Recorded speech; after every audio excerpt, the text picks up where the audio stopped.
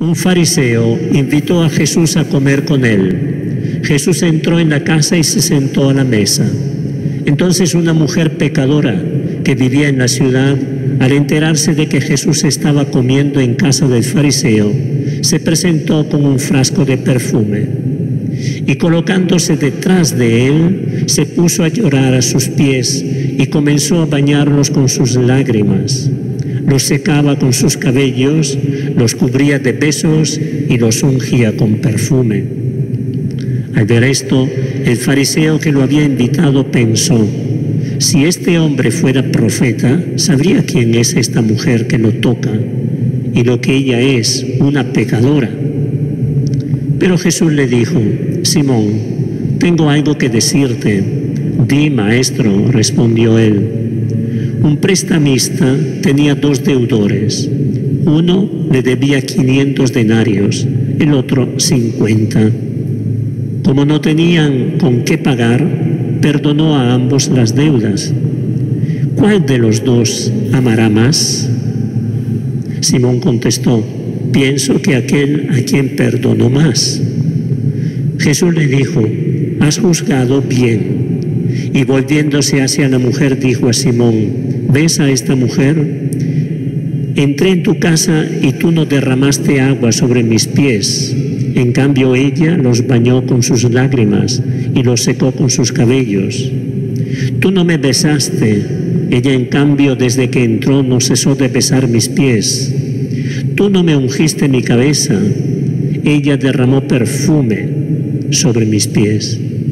Por eso te digo que sus pecados, sus numerosos pecados, le han sido perdonados. Por eso demuestra mucho amor. Pero aquel a quien se le perdona poco, demuestra poco amor. Después dijo a la mujer: tus pecados te son perdonados. Los invitados pensaron: ¿quién es este que llega hasta perdonar los pecados? Pero Jesús dijo a la mujer: tu fe te ha salvado, vete en paz. Palabra del Señor. Gloria a ti, Señor Jesús. Una de las características del Evangelio de Lucas es manifestarnos, mostrarnos a un Jesús como ministro de la misericordia del Padre. Dios es el Padre de la misericordia. Jesús lo revela como un Padre lleno de compasión, de bondad, de ternura y de misericordia. Suyas son aquellas páginas famosas, muy conocidas, de la dracma perdida, de la oveja perdida, del Padre misericordioso que comúnmente conocemos como el Hijo pródigo. Las escucharemos más adelante. Y en la parábola que acabamos de escuchar, mejor en el texto que acabamos de escuchar ahora, se nos presenta precisamente esta característica de Dios. Hay 3 personajes que tienen unas actitudes y unas características peculiares. Ante todo está el fariseo que invita a Jesús. Es un hombre culto, es un hombre religioso, es un cumplidor de la ley. Pero en esta ocasión no cumplió con las normas de dar hospedaje. Se acostumbraba al huésped darle agua para poder lavarse los pies, darle el beso de acogida y perfumar los pies. Simón en esta oportunidad no lo hizo, pero Simón se siente con derecho de criticar a Jesús si supiera quién es esa mujer, una pecadora. Se considera también con el derecho de despreciar a esa mujer, una pecadora pública conocida en la ciudad. Luego encontramos a la mujer, y esta mujer se acerca a Jesús y realiza precisamente aquello que no hizo Simón el fariseo. Le lava los pies, se los seca con su cabello y lo perfuma estos pies. Una pecadora que se acerca a Jesús con gestos de amor, con gestos de cercanía. Y luego encontramos a Jesús. Jesús que entra en una casa de un fariseo. Era mal visto entrar en una casa de los fariseos, sobre todo de parte de los pecadores. Pero a Jesús Para Jesús, todo ser humano tiene una dignidad. Y aunque Jesús ha tenido muchas polémicas con los fariseos, Él no los rechaza, Él no los margina, sino que cuando hay oportunidad para que de alguna manera se conviertan y vuelvan al camino que Él está presentando, Jesús aprovecha de esa oportunidad. Y sobre todo acoge a esa mujer que es rechazada por Simón y por los convidados. Y vemos aquí en esta página que hay 3 sorpresas desagradables para un fariseo. Primero, la aparición de esta mujer en su casa. Era impensable que una pecadora pudiera entrar en la casa de un fariseo.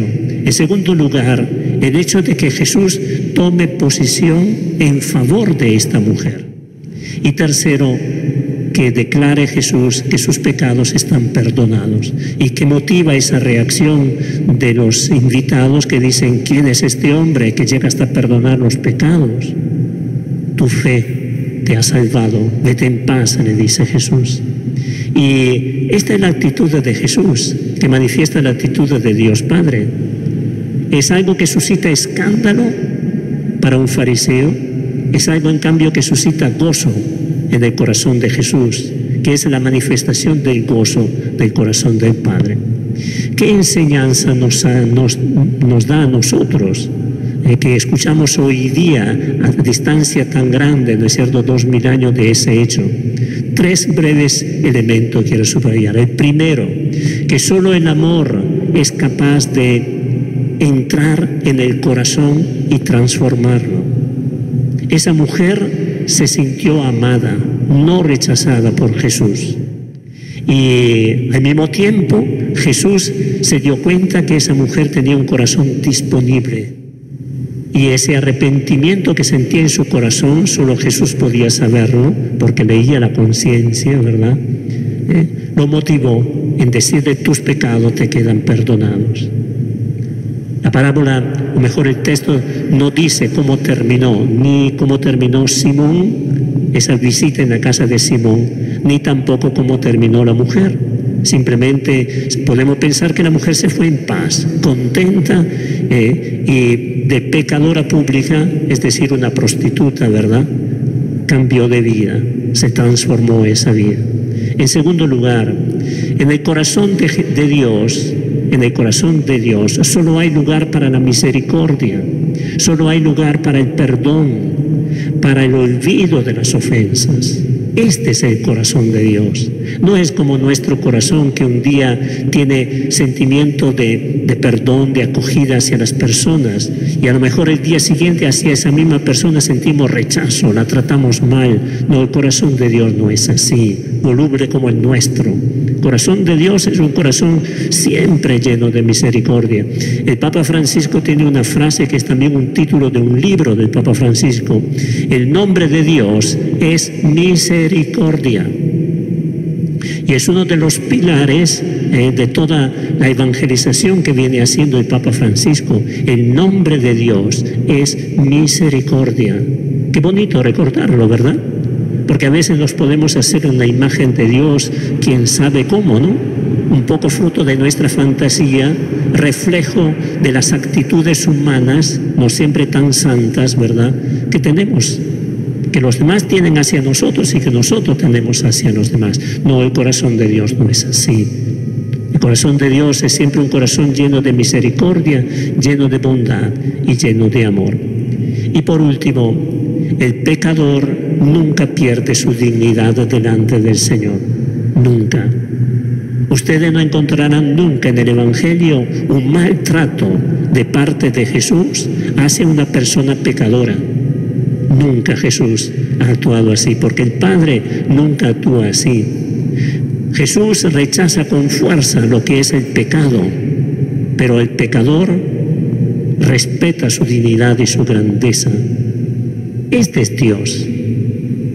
Entonces nosotros podríamos preguntarnos: ¿cómo nos sentimos nosotros delante de esta revelación que nos hace Jesús, que Dios es misericordia? ¿Somos conscientes de esto? ¿Nuestra actitud cuál es? ¿Es la actitud de Simón, del fariseo, que se siente justo, más aún con el derecho de juzgar a los demás, de juzgar a esa mujer pecadora?